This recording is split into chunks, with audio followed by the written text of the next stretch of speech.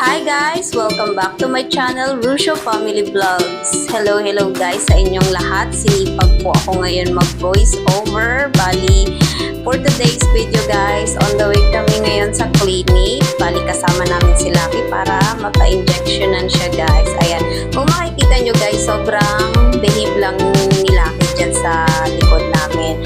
At bali, nung paghatid ko pala guys, inatid ko si Sophie sa school, tapos sabi ng asawa ko sumabay na daw ako sa kanila. Kaya eto, ngayon magmi-mini vlogs ako for today's video.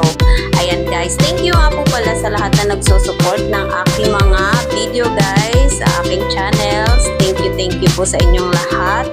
And ayan, nandito na kami guys sa clinic. Bali malapit lang to sa amin. At ayan nga, kabisado na nila kay dito guys. Kilala niya na rin yung lugar.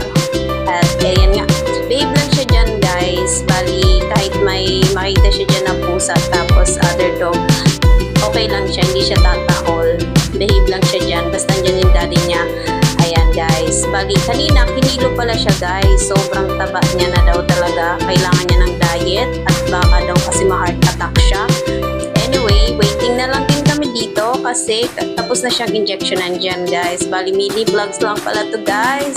At ito na rin yung gamot niya.